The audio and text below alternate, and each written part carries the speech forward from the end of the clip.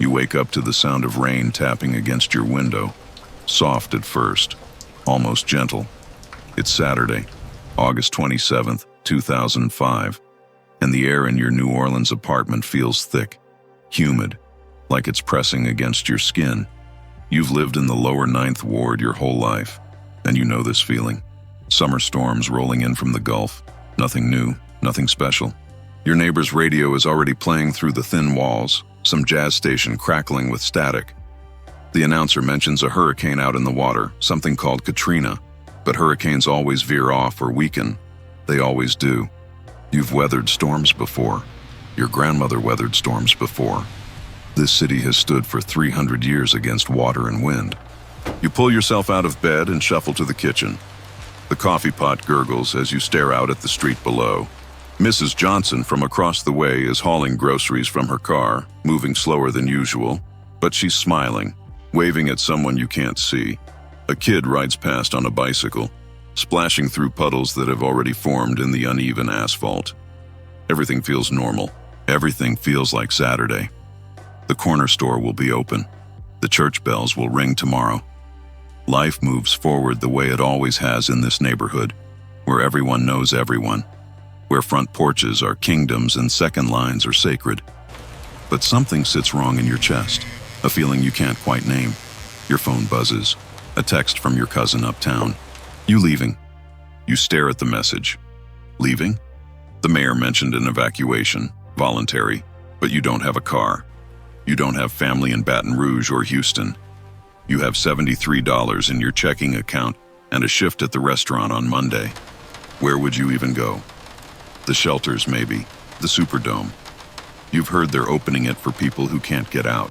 But the idea of sleeping on a concrete floor with thousands of strangers, abandoning your home, your photos, your grandmother's quilt, it feels like surrender to a threat that probably won't come. The rain picks up. You turn on the TV and see the weatherman pointing at a swirl of white cloud over the Gulf, his face serious but not panicked. Category 3, maybe 4 by landfall. The models show it could turn east, could weaken, could miss the city entirely. Could, maybe, possibly. The language of uncertainty. You've heard this language before, every hurricane season, the same predictions that dissolve into nothing but wet streets and a day off work. The TV cuts to footage of gas stations with lines of cars, people loading SUVs with bottled water and batteries, families with the means to flee, with credit cards and relatives in other states. That's not you. That's never been you. You sit back down with your coffee and try to breathe through the unease. The lookout hasn't rung yet. No one's really panicking. Outside, life continues. A dog barks. Someone laughs. The normalcy feels fragile now, like glass stretched too thin.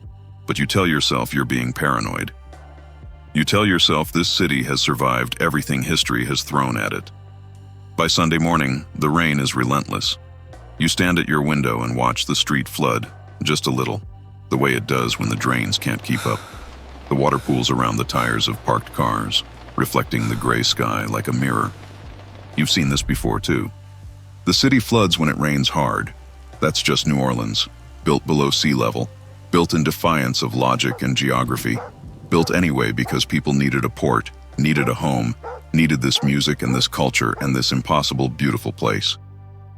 Your phone rings. It's your mother, calling from the Superdome where she went last night.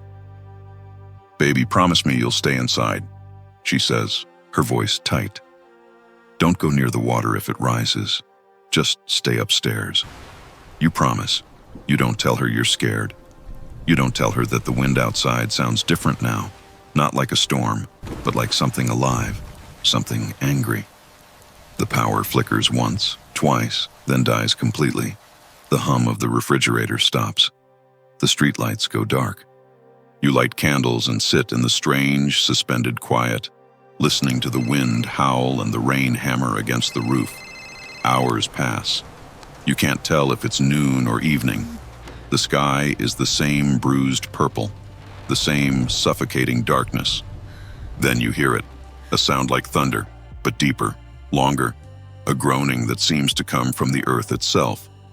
You go to the window and see something that stops your heart. Water. Not rainwater pooling in the street, but a wall of water, moving fast, surging between the houses like a living thing.